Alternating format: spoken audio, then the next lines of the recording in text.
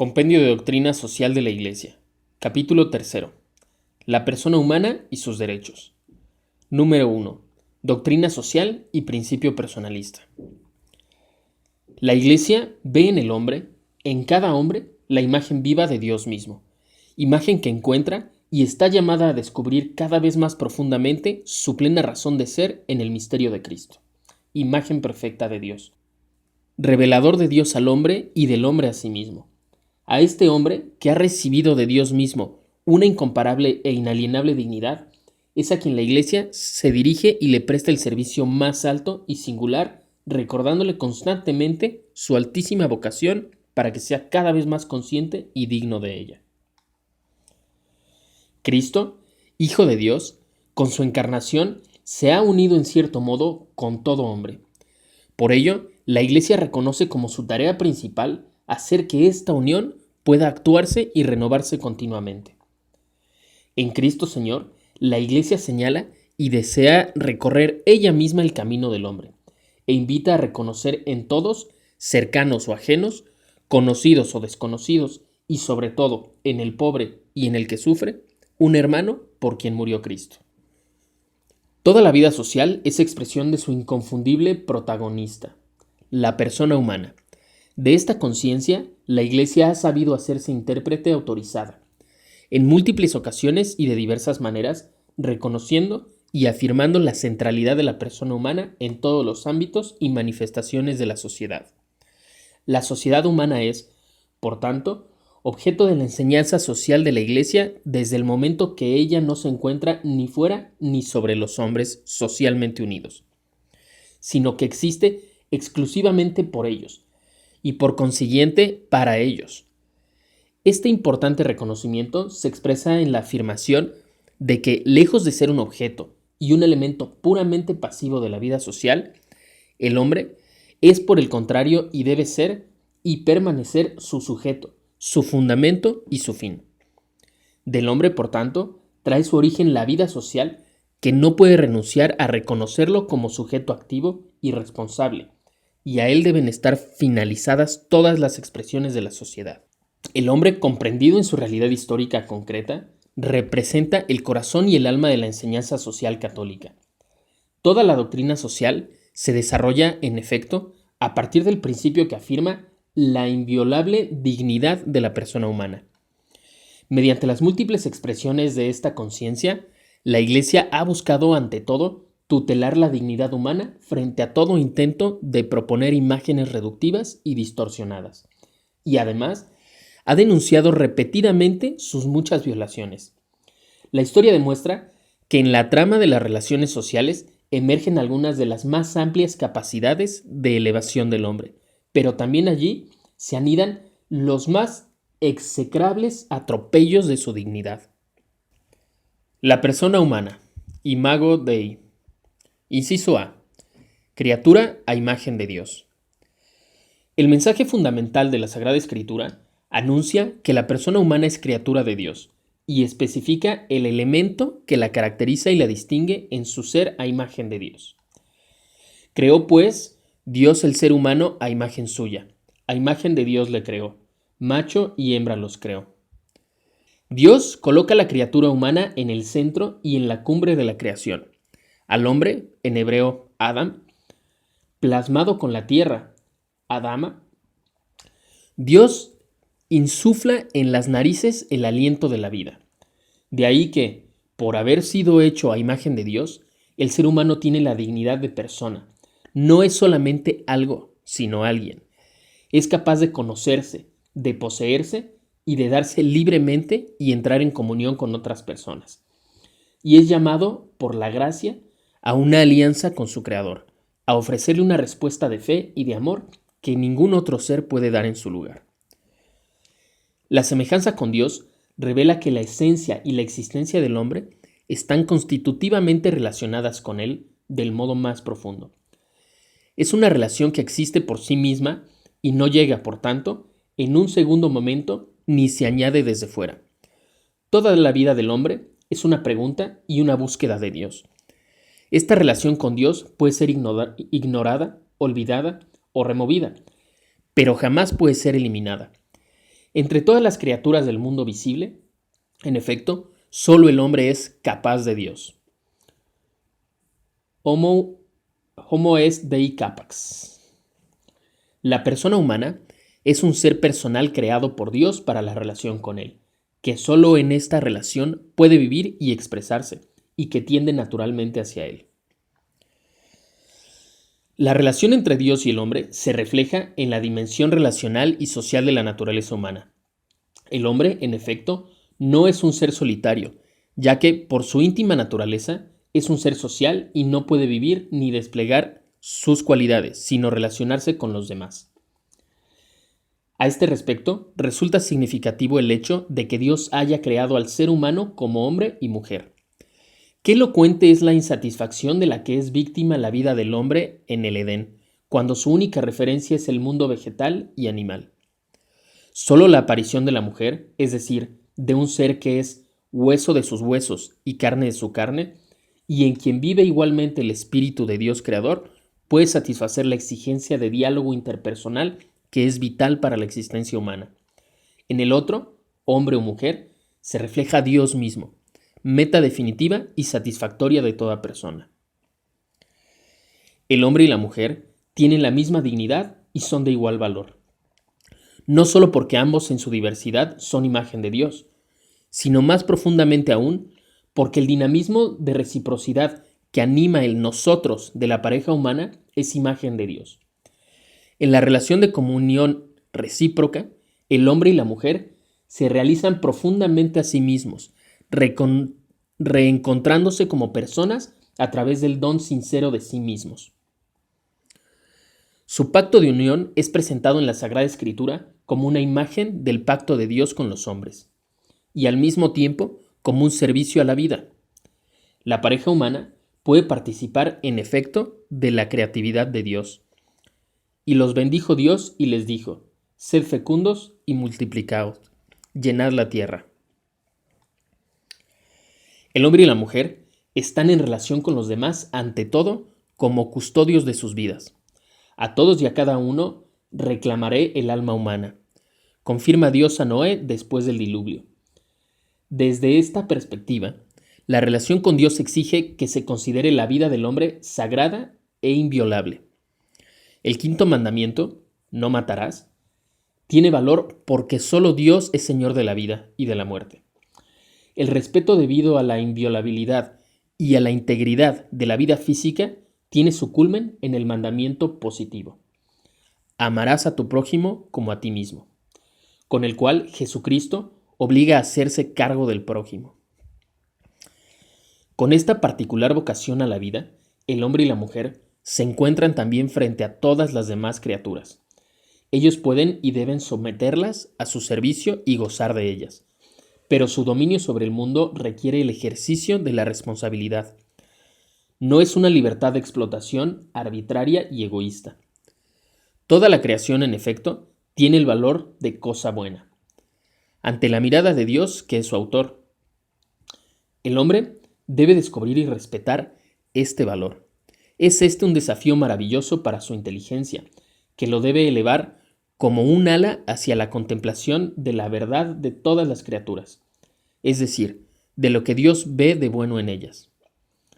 El libro del Génesis enseña, en efecto, que el dominio del hombre sobre el mundo consiste en dar un nombre a las cosas.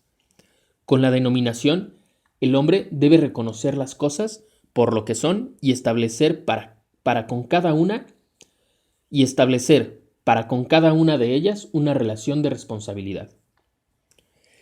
El hombre está también en relación consigo mismo y puede reflexionar sobre sí mismo. La Sagrada Escritura habla a este respecto del corazón del hombre. El corazón designa precisamente la interioridad espiritual del hombre, es decir, cuanto lo distingue de cualquier otra criatura. Dios ha hecho todas las cosas, apropiadas a su tiempo. También ha puesto el afán en sus corazones sin que el hombre llegue a descubrir la obra que Dios ha hecho de principio a fin. El corazón indica, en definitiva, las facultades espirituales propias del hombre, sus prerrogativas en cuanto creado a imagen de su creador, la razón, el discernimiento del bien y del mal, la voluntad libre. Cuando escucha la aspiración profunda de su corazón, todo hombre no puede dejar de hacer propias las palabras de verdad expresadas por San Agustín. Tú lo estimulas para que encuentre deleite en tu alabanza. Nos creaste para ti y nuestro corazón andará siempre inquieto mientras no descanse en ti. Inciso B. El drama del pecado. La admirable visión de la creación del hombre por parte de Dios es inseparable del dramático cuadro del pecado de los orígenes. Con una afirmación lapidaria, el apóstol Pablo sintetiza la narración de la caída del hombre contenida en las primeras páginas de la Biblia. Por un solo hombre entró el pecado en el mundo y por el pecado la muerte. El hombre, contra la prohibición de Dios, se deja seducir por la serpiente y extiende sus manos al árbol de la vida, cayendo en el poder de la muerte. Con este gesto, el hombre intenta forzar su límite de criatura, desafiando a Dios, su único Señor y fuente de la vida. Es un pecado de desobediencia que separa al hombre de Dios. Por la revelación sabemos que Adán, el primer hombre, transgrediendo el mandamiento de Dios, pierde la santidad y la justicia en que había sido constituido, recibidas no solo para sí, sino para toda la humanidad. Cediendo al tentador, Adán y Eva cometen un pecado personal, pero este pecado afecta a la naturaleza humana, que transmitirán en un estado caído. Es un pecado que será transmitido por programación a toda la humanidad, es decir, por la transmisión de una naturaleza humana privada de la santidad y de la justicia originales. En la raíz de las laceraciones personales y sociales que ofenden en modo diverso el valor y la dignidad de la persona humana, se halla una herida en lo íntimo del hombre. Nosotros, a la luz de la fe, la llamamos pecado, comenzando por el pecado original que cada uno lleva desde su nacimiento como una herencia recibida de sus progenitores, hasta el pecado que cada uno comete, abusando de su propia libertad. Las consecuencias del pecado, en cuanto acto de separación de Dios, es precisamente la alienación, es decir, la división del hombre no solo de Dios, sino también de sí mismo, de los demás hombres y del mundo circundante. La ruptura con Dios desemboca dramáticamente en la división entre los hermanos. En la descripción del primer pecado, la ruptura con Yahvé rompe al mismo tiempo el hilo de la amistad que unía a la familia humana, de tal manera que las páginas siguientes del Génesis nos muestran al hombre y a la mujer como si apuntaran su dedo acusando el uno hacia el otro. Y más adelante, el hermano que hostila a su hermano termina por arrebatarle la vida. Según la narración de los hechos de Babel, la consecuencia del pecado es la desunión de la familia humana, ya iniciada con el primer pecado, y que llega ahora al extremo en su forma social. Reflexionando sobre el misterio del pecado, es necesario tener en cuenta esta trágica concatenación de causa y efecto. El misterio del pecado comporta una doble herida, la que el pecado abre en su propio flanco y en su relación con el prójimo. Por ello, se puede hablar de pecado personal y social. Todo pecado es personal bajo un aspecto. Bajo otro aspecto, todo pecado es social, en cuanto tiene también consecuencias sociales. El pecado, en sentido verdadero y propio, es siempre un acto de la persona, porque es un acto de libertad de un hombre en particular, y no propiamente de un grupo o de una comunidad. Pero a cada pecado se le puede atribuir indiscutiblemente el carácter de pecado social, teniendo en cuenta que, en virtud de una solidaridad humana tan misteriosa e imperceptible como real y concreta, el pecado de cada uno repercute en cierta manera en los demás. No es por tanto legítima y aceptable una acepción del pecado social que, más o menos conscientemente, lleve a difuminar y casi a cancelar el elemento personal, para admitir solo culpas y responsabilidades sociales. En el fondo de toda situación de pecado se encuentra siempre la persona que peca. Algunos pecados, además, constituyen por su objeto mismo una agresión directa al prójimo. Estos pecados en particular se califican como pecados sociales. Es social todo pecado cometido contra la justicia en las relaciones entre persona y persona, entre la persona y la comunidad y entre la comunidad y la persona. Es social todo pecado contra los derechos de la persona humana, comenzando por el derecho a la vida, incluido el del no nacido, o contra la integridad física de alguien, todo pecado contra la libertad de los demás, especialmente contra la libertad de creer en Dios y de adorarlo, todo pecado contra la dignidad y el honor del prójimo. Es social todo pecado contra el bien común y contra sus exigencias, en toda la amplia esfera de los derechos y deberes de los ciudadanos. En fin, es social el pecado que se refiere a las relaciones entre las distintas comunidades humanas. Estas relaciones no están siempre en sintonía con el designio de Dios, que quiere en el mundo justicia, libertad y paz, entre los individuos, los grupos y los pueblos. Las consecuencias del pecado alimentan las estructuras de pecado.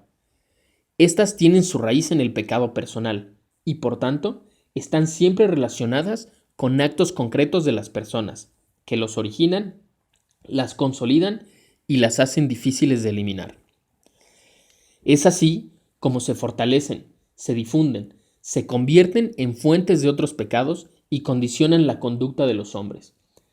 Se trata de condicionamientos y obstáculos que duran mucho más que las acciones realizadas en el breve arco de la vida de un individuo y que interfieren también en el proceso del desarrollo de los pueblos, cuyo retraso y lentitud han de ser juzgados también bajo este aspecto. Las acciones y las posturas opuestas a la voluntad de Dios y al bien del prójimo y las estructuras que éstas generan parecen ser hoy sobre todo dos: el afán de ganancia exclusiva, por una parte, y por otra, la sed de poder, con el propósito de imponer a los demás la propia voluntad. A cada una de estas actitudes podría añadirse, por caracterizarlas aún mejor, la expresión a cualquier precio. Inciso C. Universalidad del pecado y universalidad de la salvación. La doctrina del pecado original, que enseña la universalidad del pecado, tiene una importancia fundamental. Si decimos, no tenemos pecado, nos engañamos y la verdad no está en nosotros. Esta doctrina induce al hombre a no permanecer en la culpa y a no tomarla a la ligera, buscando continuamente chivos expiatorios en los demás y justificaciones en el ambiente, la herencia, las instituciones, las estructuras y las relaciones.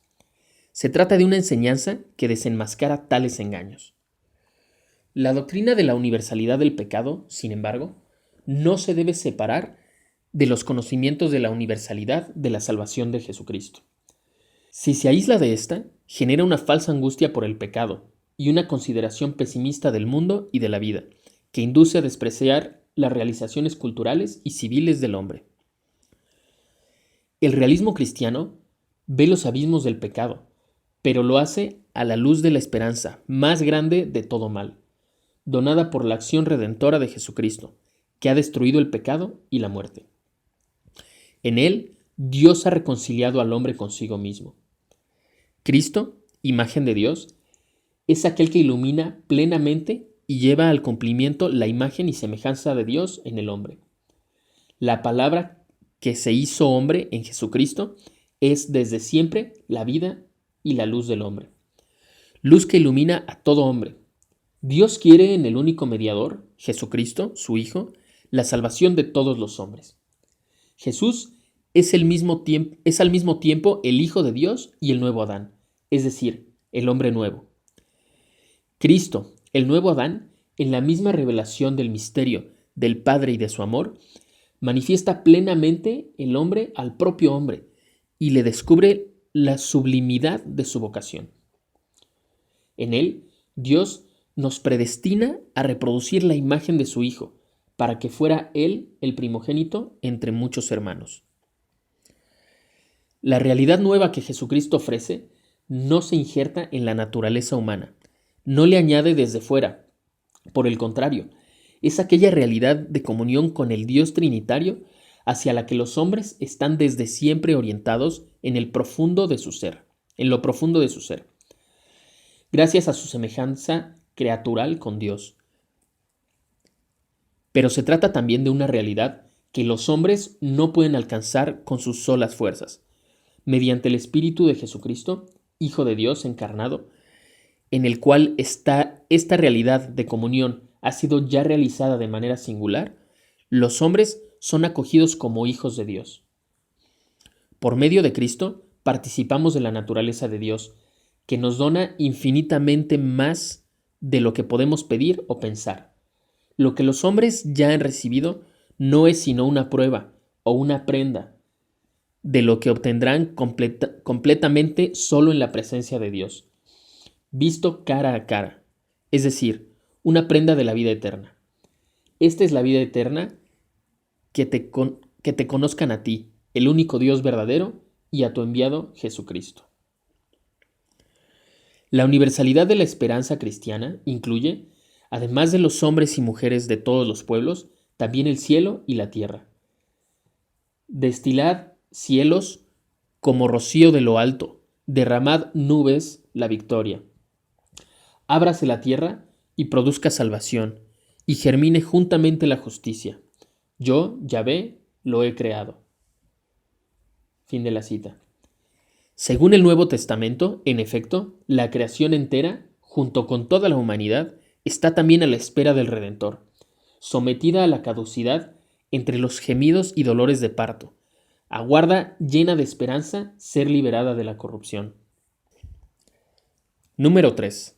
La persona humana y sus múltiples dimensiones.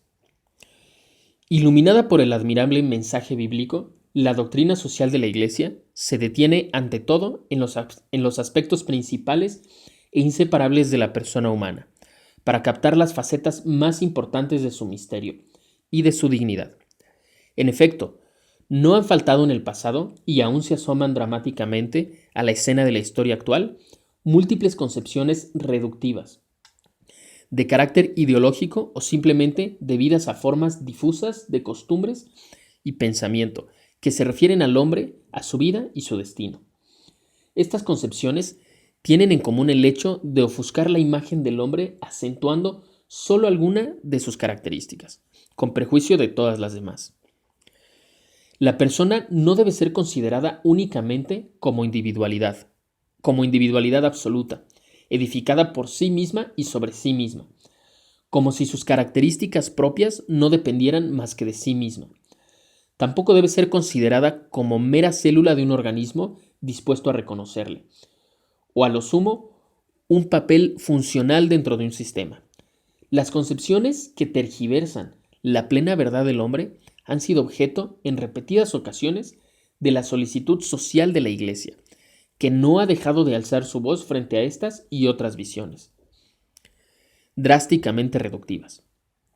En cambio, se ha preocupado por anunciar que los hombres no se nos muestran desligados entre sí, como granos de arena, sino más bien unidos entre sí en conjunto orgánicamente ordenado, con relaciones variadas según la diversidad de los tiempos, y que el hombre no puede ser comprendido como un simple elemento y una molécula del organismo social, cuidando a la vez que la afirmación del primado de la persona no conllevase una visión individualista o masificada. La fe cristiana, que invita a buscar en todas partes cuanto haya de bueno y digno del hombre, es muy superior a estas ideologías y queda situada a veces en posición totalmente contraria a ellas, en la medida en que reconoce a Dios, trascendente y creador, que interpela a través de todos los niveles de lo creado al hombre como libertad responsable. La doctrina social se hace cargo de las diferentes dimensiones del misterio del hombre, que exige ser considerado en la plena verdad de su existencia, de su ser personal y a la vez de su ser comunitario y social, con una atención específica de modo que le pueda consentir la valoración más exacta. A. La unidad de la persona. El hombre ha sido creado por Dios como unidad de alma y cuerpo. El alma espiritual e inmortal es el principio de unidad del ser humano. Es aquello por lo cual éste existe como un todo. Corpore et anima unus.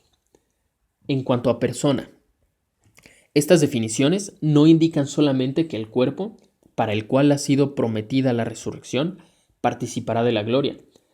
Recuerdan igualmente el vínculo de la razón y de la libre voluntad con todas las facultades corpóreas y sensibles. La persona, incluido el cuerpo, está confiada enteramente a sí misma, y es en la unidad de alma y cuerpo donde ella es el sujeto de sus propios actos morales. Mediante su corporeidad, el hombre unifica en sí mismo los elementos del mundo material, el cual alcanza por medio del hombre su más alta cima, y alza la voz para la libre alabanza del Creador. Esta dimensión le permite al hombre su inserción en el mundo material, lugar de su realización y de su libertad, no como en una prisión o en un exilio. No es lícito despreciar la vida corporal. El hombre, al contrario, debe tener por bueno y honrar a su propio cuerpo, como criatura de Dios que ha de resucitar en el último día. La dimensión corporal, sin embargo, a causa de la herida del pecado, hace experimentar al hombre las rebeliones del cuerpo y las inclinaciones perversas del corazón, sobre las que debe siempre vigilar para no dejarse esclavizar y para no permanecer víctima de una visión puramente terrena de su vida. Por su espiritualidad, el hombre supera a la totalidad de las cosas y penetra en la estructura más profunda de la realidad. Cuando se adentra en su corazón, es decir, cuando reflexiona sobre su propio destino, el hombre se descubre superior al mundo material, por su dignidad única de interlocutor de Dios, bajo cuya mirada decide su vida. Él, en su vida interior, reconoce tener en sí mismo la espiritualidad y la inmortalidad de su alma, y no se percibe a sí mismo como partícula de la naturaleza o como elemento anónimo de la ciudad humana. El hombre, por tanto, tiene dos características diversas. Es un ser material, vinculado a este mundo mediante su cuerpo, y un ser espiritual, abierto a la trascendencia y al descubrimiento de una verdad más profunda, a causa de su inteligencia que lo hace participante de la luz de la inteligencia divina. La Iglesia afirma la unidad del alma y del cuerpo es tan profunda que se debe considerar al alma como la forma del cuerpo. Es decir, gracias al alma espiritual, la materia que integra el cuerpo es un cuerpo humano y viviente. En el hombre, el espíritu y la materia no son dos naturalezas unidas, sino que su unión constituye una única naturaleza. Ni el espiritualismo, que desprecia la realidad del cuerpo, ni el materialismo, que considera el espíritu una mera manifestación de la materia, dan razón de la complejidad, de la totalidad y de la unidad del ser humano. B. Apertura a la trascendencia y unicidad de la persona. Inciso A. Abierta a la trascendencia. A la persona humana pertenece la apertura a la trascendencia. El hombre está abierto al infinito y a todos los seres creados. Está abierto sobre todo al infinito, es decir, a Dios, porque con su inteligencia y su voluntad se eleva por encima de todo lo creado y de sí mismo. Se hace independiente de las criaturas, es libre frente a todas las cosas creadas y se dirige hacia la verdad y el bien absolutos. Está abierto también hacia el otro, a los demás hombres y al mundo, porque solo en cuanto se comprende en referencia a un tú puede decir yo. Sale de sí, de la conservación egoísta de la propia vida, para entrar en una relación de diálogo y de comunicación con el otro. La persona está abierta a la totalidad del ser, al horizonte ilimitado del ser. Tiene en sí la capacidad de trascender los objetos particulares que conoce, gracias a su apertura al ser sin fronteras. El alma humana es en un cierto sentido, por su dimensión cognoscitiva, todas las cosas. Todas las cosas inmateriales gozan de una cierta infinidad, en cuanto abrazan todo, o porque se trata de la esencia de una realidad espiritual que funge de modelo y semejanza de todo, como es en el caso de Dios, o bien posee la semejanza de toda cosa, o en acto como en los ángeles, o en potencia como en las almas. Inciso B. Única e irrepetible. El hombre existe como un ser único e irrepetible. Existe como un yo, capaz de autocomprenderse, autoposeerse y autodeterminarse. La persona humana es un ser inteligente y consciente, capaz de reflexionar sobre sí mismo y, por tanto, de tener conciencia de sí y de sus propios actos. Sin embargo, no son la inteligencia, la conciencia y la libertad las que definen a la persona, sino que es la persona quien está en la base de los actos de inteligencia, de conciencia y de libertad. Estos actos pueden faltar sin que por ello el hombre deje de ser persona. La persona humana debe ser comprendida siempre en su irrepetible e insuprimible singularidad. En efecto, el hombre existe ante todo como subjetividad, como centro de conciencia y de libertad, cuya historia única y distinta de las demás expresa su irreducibilidad ante cualquier intento de circunscribirlo a esquemas de pensamiento o sistemas de poder ideológicos o no. Esto impone, ante todo, no solo la exigencia del simple respeto por parte de todos, y especialmente de las instituciones políticas y sociales y de sus responsables, en relación a cada hombre de este mundo, sino que además, y en mayor medida, comporta que el primer compromiso de cada uno hacia el otro, y sobre todo de estas mismas instituciones, se debe situar en la promoción del desarrollo integral de la persona. Inciso C. Respeto de la dignidad humana. Una sociedad justa puede ser realizada solamente en el respeto de la dignidad trascendente de la persona humana. Esta representa el fin último de la sociedad, que está a ella ordenada. El orden social, pues, y su progresivo desarrollo deben en todo momento subordinarse al bien de la persona, ya que el orden real debe someterse al orden personal y no al contrario. El respeto de la dignidad humana no puede absolutamente prescindir de la obediencia al principio de considerar al prójimo como otro yo, cuidando en primer lugar de su vida y de los medios necesarios para vivirla dignamente. Es preciso que todos los programas sociales, científicos y culturales estén presididos por la conciencia del primado de cada ser humano. En ningún caso la persona humana puede ser instrumentalizada para fines ajenos a su mismo desarrollo, que puede realizar plena y definitivamente solo en Dios y en su proyecto salvífico. El hombre, en efecto, en su interioridad, trasciende el universo y es la única criatura que Dios ha amado por sí misma. Por esta razón, ni su vida, ni el desarrollo de su pensamiento, ni sus bienes, ni cuantos comparten sus vicisitudes personales y familiares pueden ser sometidos a injustas restricciones en el ejercicio de sus derechos y de su libertad. La persona no puede estar finalizada a proyectos de carácter económico, social o político impuestos por autoridad alguna, ni siquiera en nombre del presunto progreso de la comunidad civil en su conjunto, o de otras personas, en el presente o en el futuro.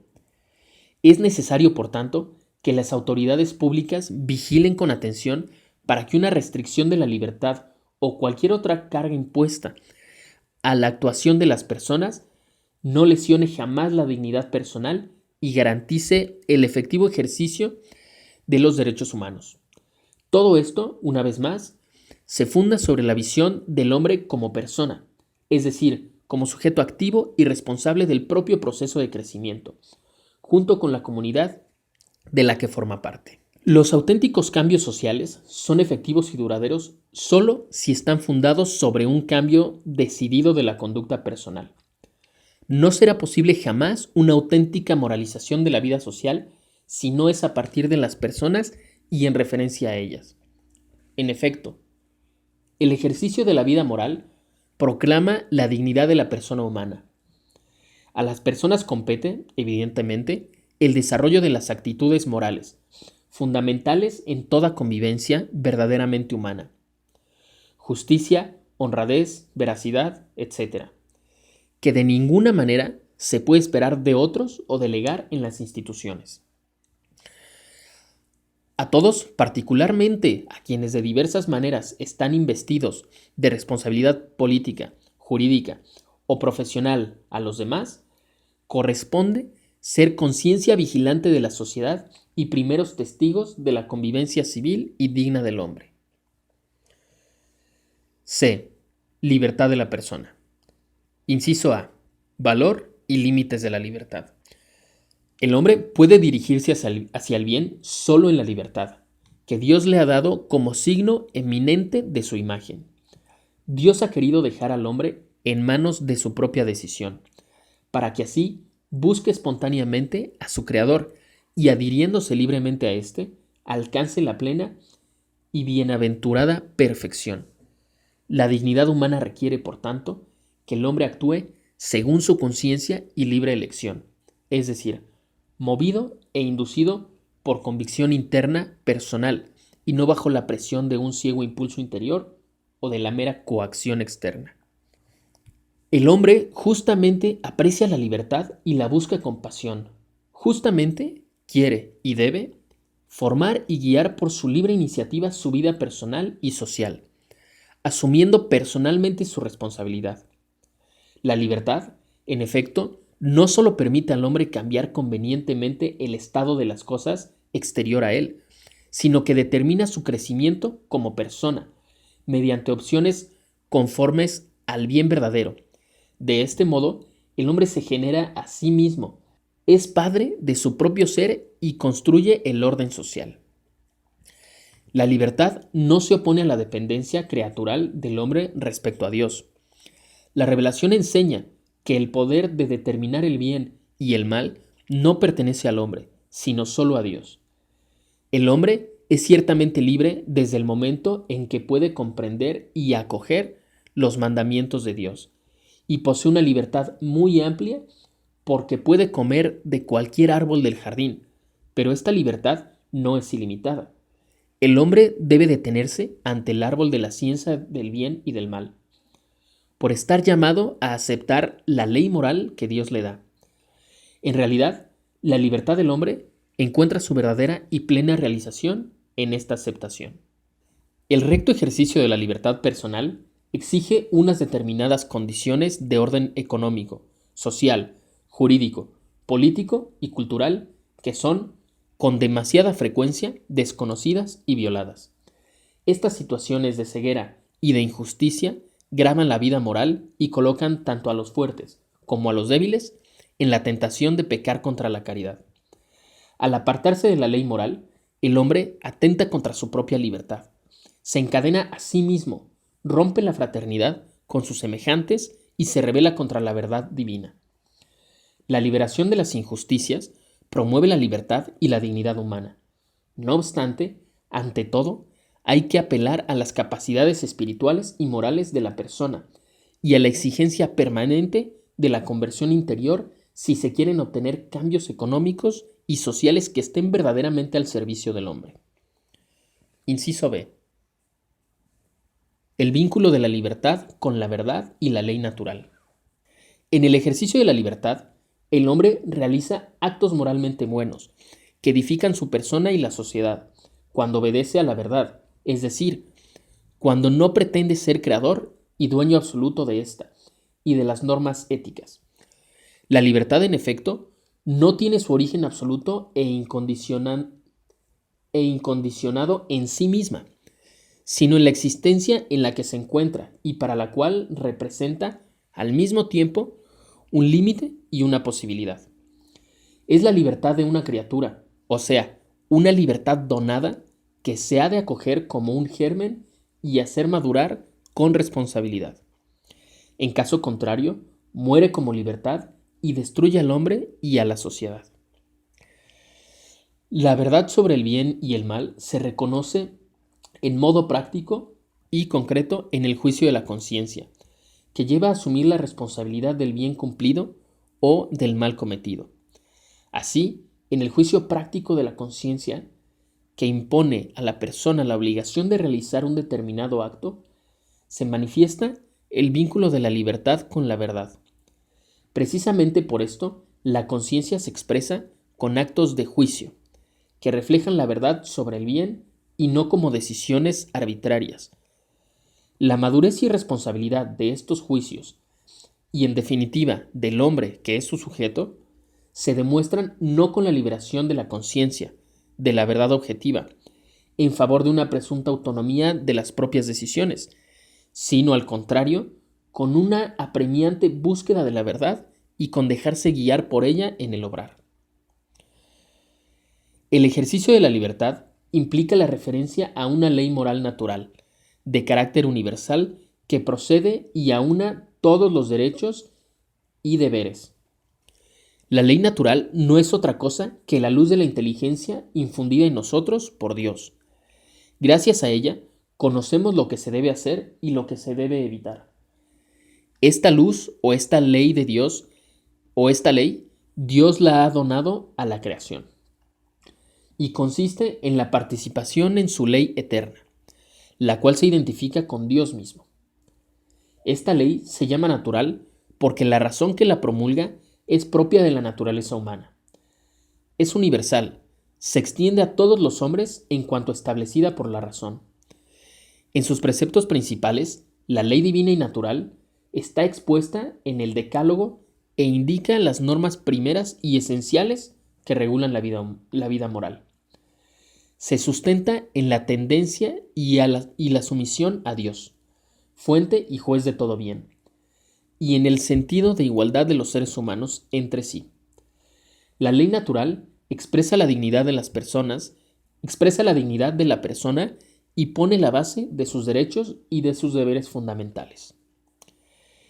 En la diversidad de las culturas, la ley natural une a los hombres entre sí, imponiendo principios comunes, aunque su aplicación requiera adaptaciones a la multiplicidad de las condiciones de vida, según los lugares, las épocas y las circunstancias, la ley natural es inmutable.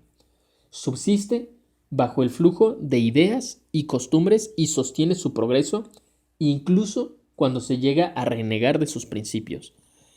No se la puede destruir ni arrancar del corazón del hombre. Resurge siempre en la vida de individuos y sociedades. Sus preceptos, sin embargo, no son percibidos por todos con claridad e inmediatez. Las verdades religiosas y morales pueden ser conocidas de todos y sin dificultad, con una firme certeza y sin mezcla de error, solo con la ayuda de la gracia y de la revelación. La ley natural ofrece un fundamento preparado por Dios a la ley revelada y a la gracia, en plena armonía con la obra del Espíritu. La ley natural, que es la ley de Dios, no puede ser cancelada por la maldad humana. Esta ley es el fundamento moral indispensable para edificar la comunidad de los hombres y para elaborar la ley civil, que refiere las consecuencias de carácter concreto y contingente a partir de los principios de la ley natural. Si se oscurece la percepción de la universalidad de la ley moral natural, no se puede edificar una comunión real y duradera con el otro. Porque cuando falta la convergencia hacia la verdad y el bien, cuando nuestros actos desconocen o ignoran la ley de manera imputable o no, perjudican la comunión de las personas, causando daño. En efecto, solo una libertad que radica en la naturaleza común puede hacer a todos los hombres responsables y es capaz de justificar la moral pública. Quien se autoproclama medida única de las cosas y de la verdad no puede convivir pacíficamente ni colaborar con sus semejantes. La libertad está misteriosamente inclinada a traicionar la apertura a la verdad y al bien humano, y con demasiada frecuencia prefiere el mal y la cerrazón egoísta, elevándose a divinidad creadora del bien y del mal. Creado por Dios en la justicia, el hombre, sin embargo, por instigación del demonio, en el propio exordio de la historia, abusó de su libertad, levantándose contra Dios y pretendiendo alcanzar su propio fin al margen de Dios. Al negarse con frecuencia a reconocer a Dios como su principio, rompe el hombre la debida subordinación a su fin último, y también toda su ordenación, tanto por la que toca a su propia persona, como a la relación con los demás, y con el resto de la creación. La libertad del hombre, por tanto, necesita ser liberada. Cristo, con la fuerza de su misterio pascual, libera al hombre del amor desordenado de sí mismo, que es fuente del desprecio al prójimo y de las relaciones caracterizadas por el dominio sobre el otro. Él revela que la libertad se realiza en el don de sí mismo. Con su sacrificio en la cruz, Jesucristo reintegra al hombre a la comunión con Dios y con sus semejantes. D. La igual dignidad de todas las personas. Dios no hace acepción de personas, porque todos los hombres tienen la misma dignidad de criaturas a su imagen y semejanza. La encarnación del Hijo de Dios manifiesta la igualdad de todas las personas en cuanto a dignidad. Ya no hay judío ni griego, ni esclavo ni libre, ni hombre ni mujer, ya que todos vosotros sois uno en Cristo Jesús. Puesto que en el rostro de cada hombre resplandece algo de la gloria de Dios, la dignidad de todo hombre ante Dios es fundamento de la dignidad del hombre ante los demás hombres. Esto es, además, el fundamento último de la radical igualdad y fraternidad entre los hombres, independientemente de su raza, nación, sexo, origen, cultura y clase. Solo el reconocimiento de la dignidad humana hace posible el crecimiento común y personal de todos. Para favorecer un crecimiento semejante, es necesario, en particular, apoyar a los últimos, asegurar efectivamente condiciones de igualdad de oportunidades entre el hombre y la mujer, garantizar una igualdad objetiva entre las diversas clases sociales ante la ley. También en las relaciones entre los pueblos y estados, las condiciones de equidad y paridad son el presupuesto para un progreso auténtico de la comunidad internacional. No obstante los avances en esta dirección, es necesario no olvidar que aún existen demasiadas desigualdades y formas de dependencia.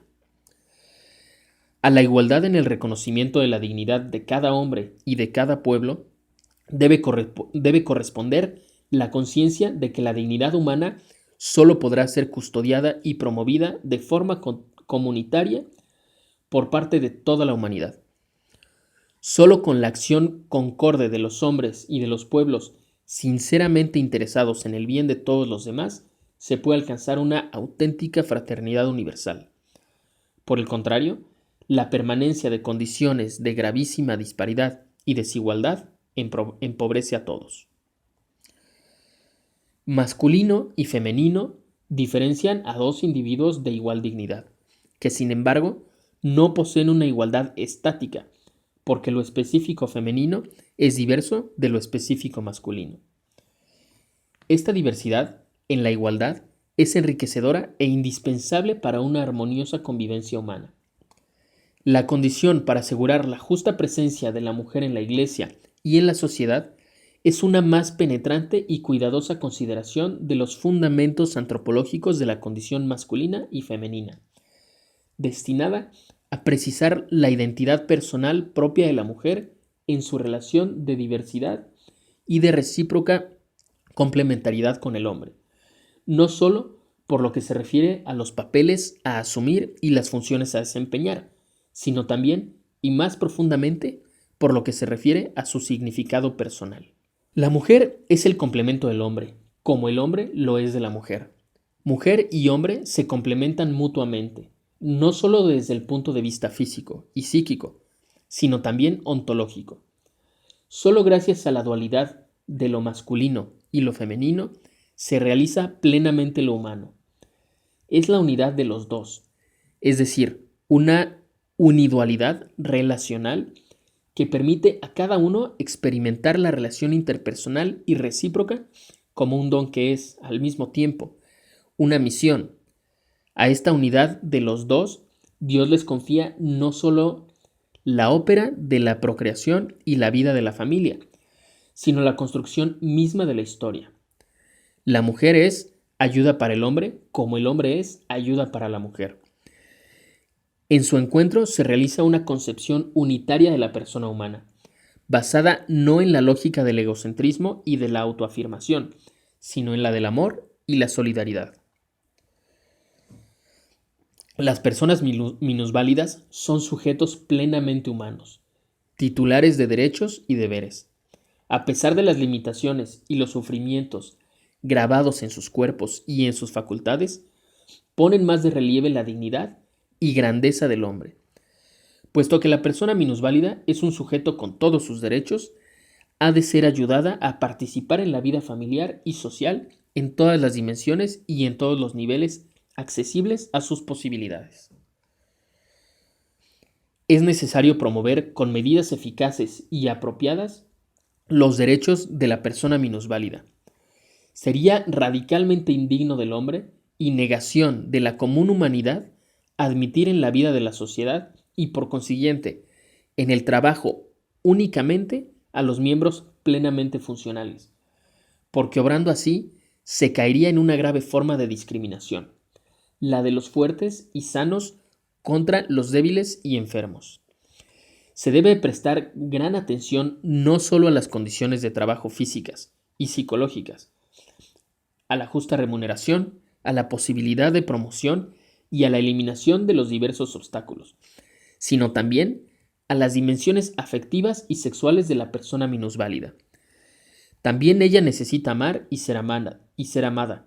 Necesita ternura, cercanía, intimidad, según sus propias posibilidades y en el respeto del orden moral, que es el mismo tanto para los sanos como para aquellos que tienen alguna discapacidad. La sociabilidad humana. La persona es constitutivamente un ser social, porque así la ha querido Dios, que la ha creado. La naturaleza del hombre se manifiesta, en efecto, como naturaleza de un ser que responde a sus propias necesidades sobre la base de una subjetividad relacional, es decir, como un ser libre y responsable que reconoce la necesidad de integrarse y de colaborar con sus semejantes y que es capaz de comunión con ellos en el orden del conocimiento y del amor. Una sociedad es un conjunto de personas ligadas de manera orgánica por un principio de unidad que supera a cada una de ellas. Asamblea a la vez visible y espiritual. Una sociedad perdura en el tiempo, recoge el pasado y prepara el porvenir. Es necesario, por tanto, destacar que la vida comunitaria es una característica natural que distingue al hombre del resto de las criaturas terrenas. La actuación social comporta de suyo un signo particular del hombre y de la humanidad, el de una persona que obra en una comunidad de personas. Este signo determina su calificación interior y constituye, en cierto sentido, su misma naturaleza. Esta característica relacional adquiere, a la luz de la fe, un sentido más profundo y estable. Creada a imagen y semejanza de Dios y constituida en el universo visible para vivir en sociedad y dominar la tierra, la persona humana está llamada desde el comienzo a la vida social. Dios no ha creado al hombre como un ser solitario, sino que lo ha querido como un ser social. La vida social no es, por tanto, exterior al hombre, el cual no puede crecer y realizar su vocación si no es en relación con los otros. La sociabilidad humana no comporta automáticamente la comunión de las personas, el don de sí. A causa de la soberbia y del egoísmo, el hombre descubre en sí mismo gérmenes de insociabilidad, de cerrazón, individualista y de vejación del otro. Toda sociedad digna de este nombre puede considerarse en la verdad cuando cada uno de sus miembros, gracias a la propia capacidad de conocer el bien, lo busca para sí y para los demás. Es por amor al bien propio y de los demás que el hombre se une en grupos estables, que tienen como fin la consecución de un bien común. También las diversas sociedades deben entrar en relación de solidaridad, de comunicación y de colaboración al servicio del hombre y del bien común. La sociabilidad humana no es uniforme, sino que reviste múltiples expresiones. El bien común depende, en efecto, de un sano pluralismo social. Las diversas sociedades están llamadas a constituir un tejido unitario y armónico, en cuyo seno sea posible a cada una conservar y desarrollar su propia fisionomía y autonomía. Algunas sociedades, como la familia, la comunidad civil y la comunidad religiosa, corresponden más inmediatamente a la íntima naturaleza del hombre, Otras proceden más bien de la libre voluntad. Con el fin de favorecer la participación del mayor número de personas en la vida social, es preciso alentar la creación de asociaciones e instituciones de libre iniciativa, para fines económicos, sociales, culturales, recreativos, deportivos, profesionales y políticos, tanto dentro de cada una de las naciones como en el plano mundial. Esta socialización expresa igualmente la tendencia natural que impulsa a los seres humanos a asociarse con el fin de alcanzar objetivos que exceden las capacidades individuales. Desarrolla las cualidades de la persona, en particular su sentido de iniciativa y de responsabilidad. Ayuda a garantizar sus derechos. Número 4. Los derechos humanos. Inciso A. El valor de los derechos humanos. El movimiento hacia la identificación y la proclamación de los derechos del hombre es uno de los esfuerzos más relevantes para responder eficazmente a las exigencias imprescindibles de la dignidad humana. La Iglesia ve en estos derechos la extraordinaria ocasión que nuestro tiempo ofrece para que, mediante su consolidación, la dignidad humana sea reconocida más eficazmente y promovida universalmente como característica impresa por Dios Creador en su criatura. El magisterio de la Iglesia no ha dejado de evaluar positivamente la Declaración Universal de los Derechos del Hombre, proclamado por las Naciones Unidas el 10 de diciembre de 1948, que Juan Pablo II ha definido una piedra miliar en el camino del progreso moral de la humanidad. La raíz de los derechos del hombre se debe buscar en la dignidad que pertenece a todo ser humano. Esta dignidad connatural a la vida humana e igual en toda persona se descubre y se comprende ante todo con la razón. El fundamento natural de los derechos aparece aún más sólido si, a la luz de la fe, se considera que la dignidad humana, después de haber sido otorgada por Dios y herida profundamente por el pecado, fue asumida y redimida por Jesucristo mediante su encarnación, muerte y resurrección. La fuente última de los derechos humanos no se encuentra en la mera voluntad de los seres humanos, en la realidad del Estado o en los poderes públicos, sino en el hombre mismo y en Dios, su Creador. Estos derechos son universales e inviolables y no pueden renunciarse por ningún concepto. Universales porque están presentes en todos los seres humanos, sin excepción alguna de tiempo, de lugar o de sujeto. Inviolables en cuanto a inherentes a la persona humana y a su dignidad, y porque sería vano proclamar los derechos si al mismo tiempo no se realizase todo esfuerzo para que sea debidamente asegurado su respeto por parte de todos, en todas partes y con referencia a quien sea. Inalienables porque nadie puede privar legítimamente de estos derechos a uno solo de sus semejantes, sea quien sea, porque sería ir contra su propia naturaleza. Los derechos del hombre exigen ser tutelados no solo singularmente, sino en su conjunto. Una protección parcial de los derechos equivaldría a una especie de falta de reconocimiento. Estos derechos corresponden a las exigencias de la dignidad humana y comportan, en primer lugar, la satisfacción de las necesidades esenciales, materiales y espirituales de la persona. Tales derechos se refieren a todas las fases de la vida y en cualquier contexto político, social, económico o cultural. Son un conjunto unitario orientado decididamente a la promoción de cada uno de los aspectos del bien de la persona y de la sociedad. La promoción integral de todas las categorías de los derechos humanos es la verdadera garantía del pleno respeto por cada uno de los derechos. Universalidad e indivisibilidad son las líneas distintivas de los derechos humanos. Son dos principios guía que exigen siempre la necesidad de arraigar los derechos humanos en las diversas culturas, así como de profundizar en su dimensión jurídica con el fin de asegurar su pleno respeto. Inciso B. La especificación de los derechos. Las enseñanzas de Juan XXIII, del Concilio Vaticano II, de Pablo VI, han ofrecido amplias indicaciones acerca de la concepción de los derechos humanos, delineada por el Magisterio. Juan Pablo II ha trazado una lista de ellos en la encíclica Centésimos Annus. El derecho a la vida, del que forma parte integrante el derecho del hijo a crecer bajo el corazón de la madre después de haber sido concebido, el derecho a vivir en una familia unida y en un ambiente moral favorable al desarrollo de la propia personalidad, el derecho a madurar la propia inteligencia y la propia libertad a través de la búsqueda y el conocimiento de la verdad, el derecho a participar en el trabajo para valorar los bienes de la tierra y recabar del mismo el sustento propio de los seres queridos, el derecho a fundar libremente una familia, a acoger y educar a los hijos, haciendo uso responsable de la propia sexualidad.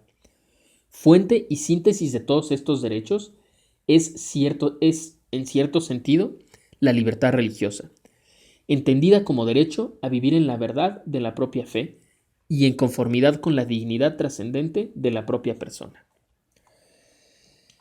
El primer derecho enunciado en este elenco es el derecho a la vida, desde su concepción hasta su conclusión natural, que condiciona el ejercicio de cualquier otro derecho y comporta en particular la ilicitud de toda forma de aborto provocado y de eutanasia.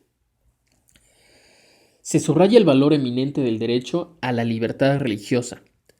Todos los hombres deben estar inmunes de coacción, tanto por parte de personas particulares como de grupos sociales, y de cualquier potestad humana, y ello de tal manera que en materia religiosa ni se obliga a nadie a obrar contra su conciencia, ni se le impida que actúe conforme a ella en privado y en público, solo o asociado con otros, dentro de los límites debidos.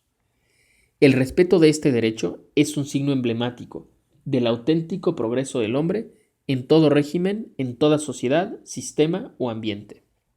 Inciso C. Derechos y deberes. Inseparablemente unido al tema de los derechos se encuentra el relativo a los deberes del hombre, que haya en las intervenciones del magisterio una acentuación adecuada. Frecuentemente se recuerda la recíproca complementariedad entre derechos y deberes, indisolublemente unidos, en primer lugar en la persona humana que es su sujeto titular. Este vínculo presenta también una dimensión social. En la sociedad humana, un determinado derecho natural de cada hombre corresponde en los demás el deber de reconocerlo y respetarlo.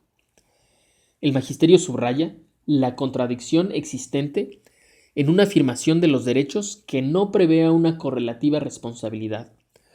Por tanto, quienes al reivindicar sus derechos olvidan por completo sus deberes o no les dan importancia debida, se asemejan a los que derriban con una mano lo que con la otra construyen. Inciso D. Derechos de los pueblos y de las naciones. El campo de los derechos del hombre se ha extendido a los derechos de los pueblos y de las naciones, pues lo que es verdad para el hombre lo es también para los pueblos.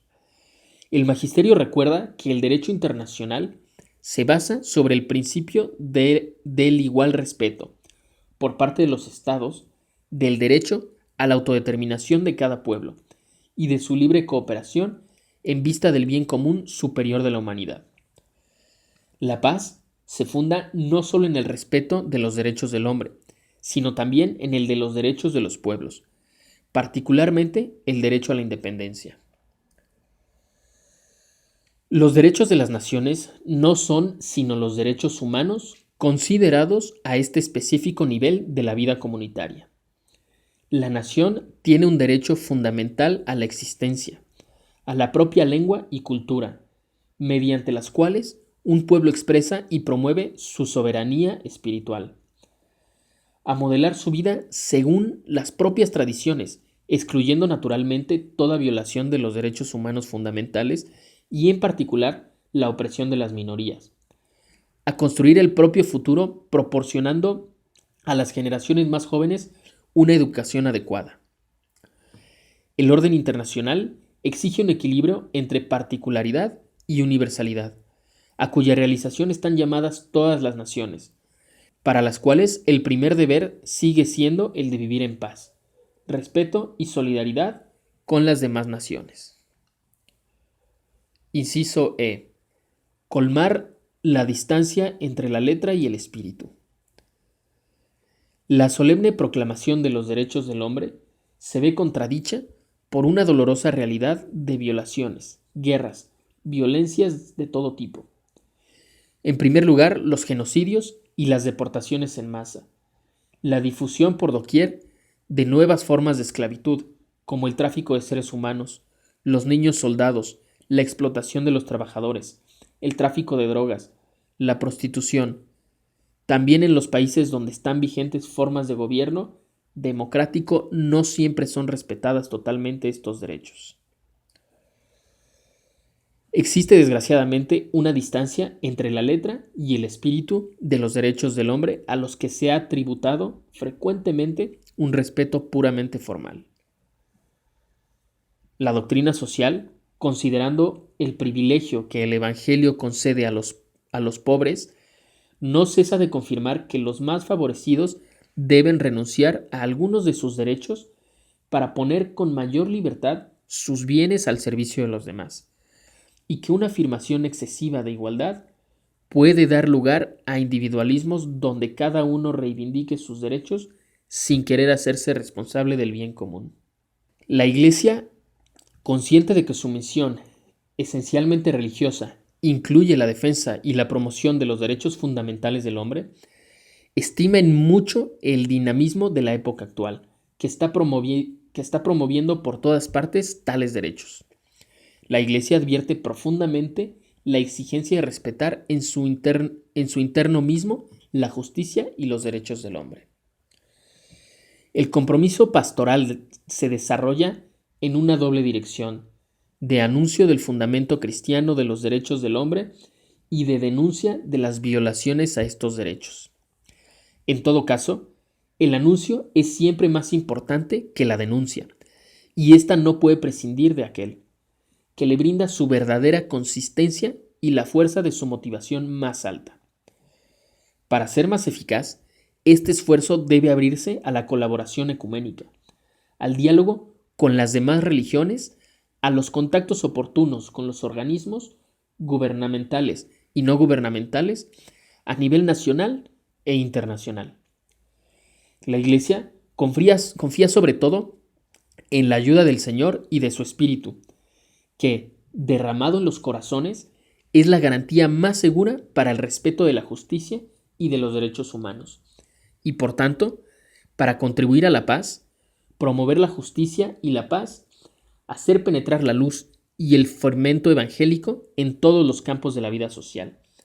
A ello se ha dedicado constantemente la Iglesia, siguiendo el mandato de su Señor.